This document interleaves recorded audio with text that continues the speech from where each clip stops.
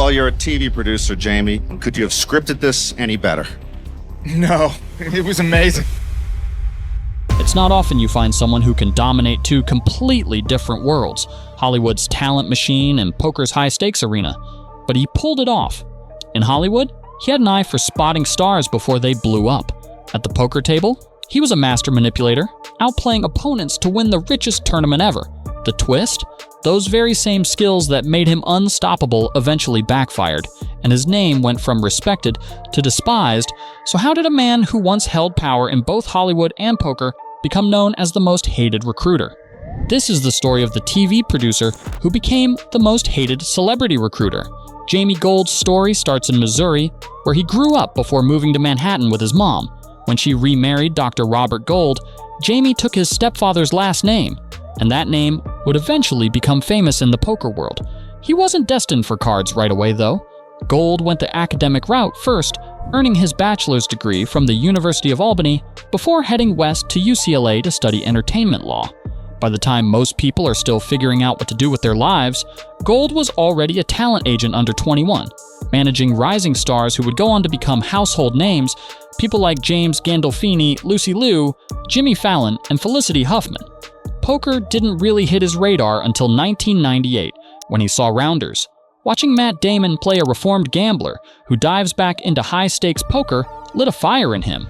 From that point on, Gold dedicated hours every week to the game, 30, sometimes more, grinding at card clubs in Los Angeles, casinos in Vegas, and tournaments wherever he could find them. He had financial backers to share the winnings with, but what mattered most was the experience. Now, cards weren't entirely foreign to him. His mom loved poker, and his grandfather was a master of gin rummy, so games had always been around. But the real turning point came from his day job in Hollywood. While working on a TV show, he crossed paths with none other than poker legend Johnny Chan. The timing couldn't have been better. Chan had just appeared in Rounders. Chris Moneymaker had shocked the world with his 2003 WSOP win, and the poker boom was underway. The two struck a deal. Gold would help Chan with entertainment projects, and Chan would mold him into a real poker player.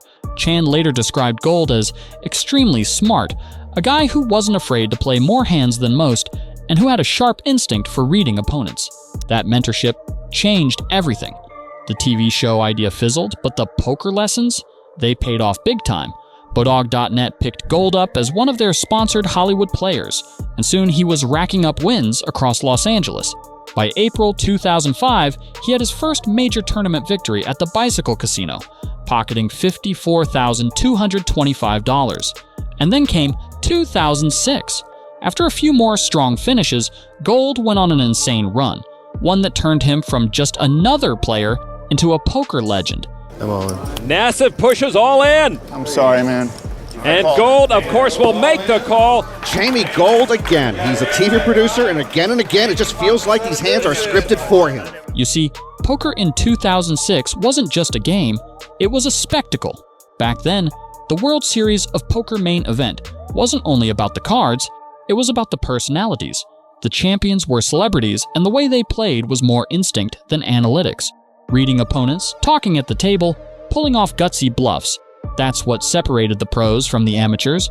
And in that environment, nobody put on a better show than Jamie Gold. You done? You ready to go home? What are you feeling? You had enough? That year's main event pulled in a staggering 8,773 players, still the largest field in history. For comparison, last year's nearly broke the record with 8,569 entries, but still fell short. And walking into that sea of hopefuls was Gold, a complete unknown to most of the poker world. Before then, his biggest score was a modest $54,000 win in a small LA tournament. Hardly the resume of a future world champ. But for one unforgettable week, he played the role of a lifetime, mixing Hollywood theatrics with razor-sharp table talk. Gold's style was unorthodox. He didn't just bluff, he advertised it. I'll show you. I've been showing a lot of bluffs. I don't mind showing. He'd flash cards, chatter nonstop, and lure opponents into exactly the decision he wanted. When he had a hand, he got called. When he didn't, people folded. That balance is the holy grail of poker, and in 2006, Gold made it look effortless. I just trapped him too. I'm playing well, right? You're playing fantastic. By the time he got to the final table, Gold was sitting on a mountain of chips, 51.1 million. To put that in perspective, the next closest stack belonged to Alan Cunningham, the crowd favorite and probably the best player left in the field, and he only had 13.6 million. That's not just a lead, it's a landslide, and it only got more ridiculous. When it came down to heads up, Gold had ballooned his stack to 79 million, while poor Paul Wasicka was hanging on with just 11.2 million.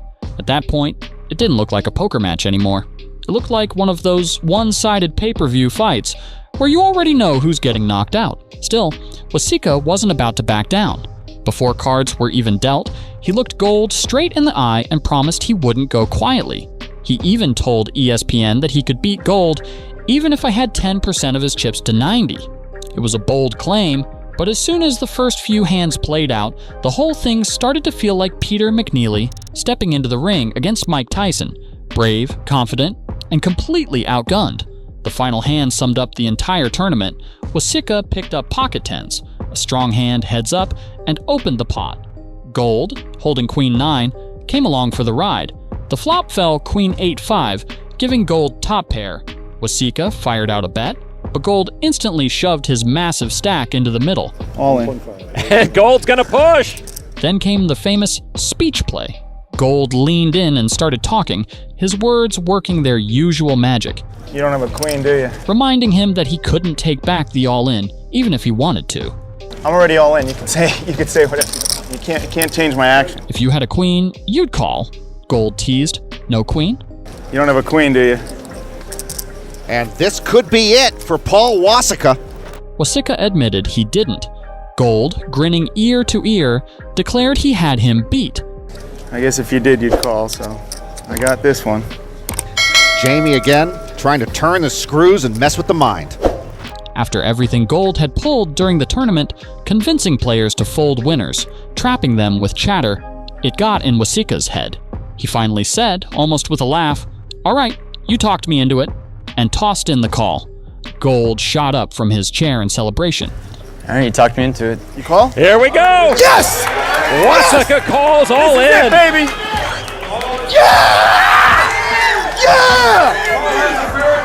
He knew the moment that pot was over, history was his. The turn and river brought harmless cards, ace and 4, and just like that, Jamie Gold was the 2006 World Series of Poker main event champion, pocketing an incredible $12 million payday. It helped bring Jamie Gold his own title and $12 million. The biggest in tournament history at the time. Afterward, Gold explained exactly what happened. He said he sensed weakness, shoved with top pair, and then leaned into his best weapon, his words. He admitted he had gone into full performance mode and actually talked Wasicka into calling with the worst of it. That single moment sealed the championship.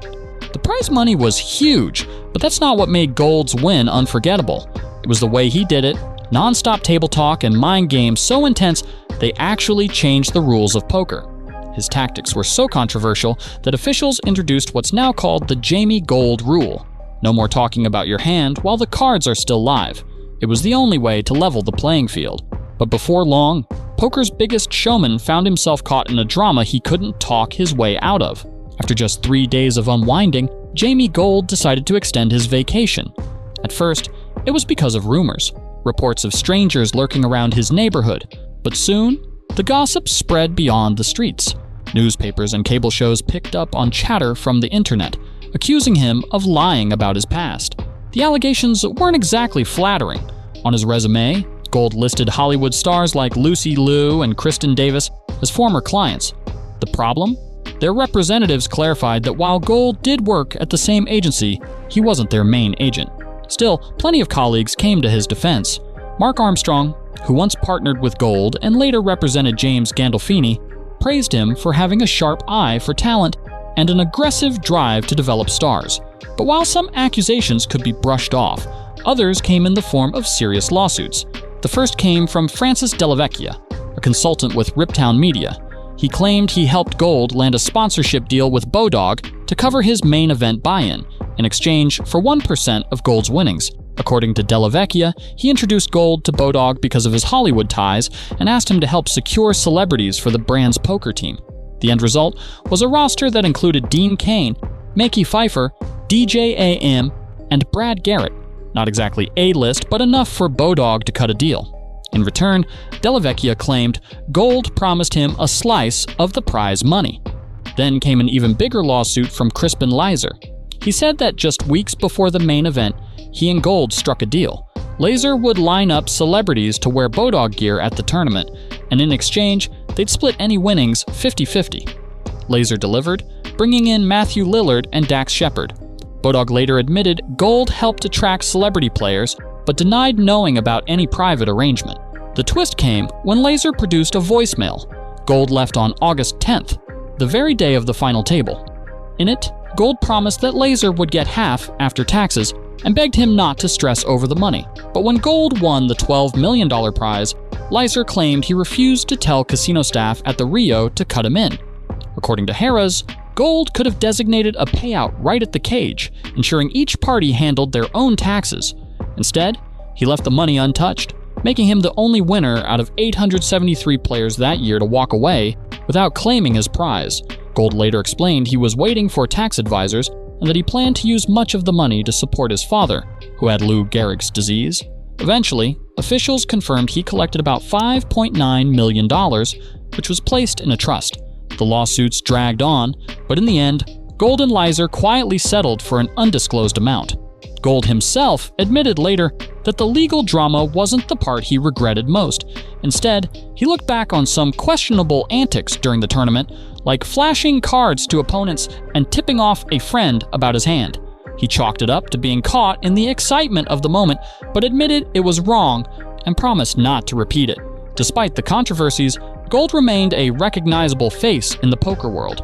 He appeared on major poker shows like Poker After Dark and High Stakes Poker, though his results in high-stakes games were underwhelming compared to his legendary main event run. In 2013, his championship bracelet even went up for auction, fetching just over $65,000, raising eyebrows about whether he really needed the money.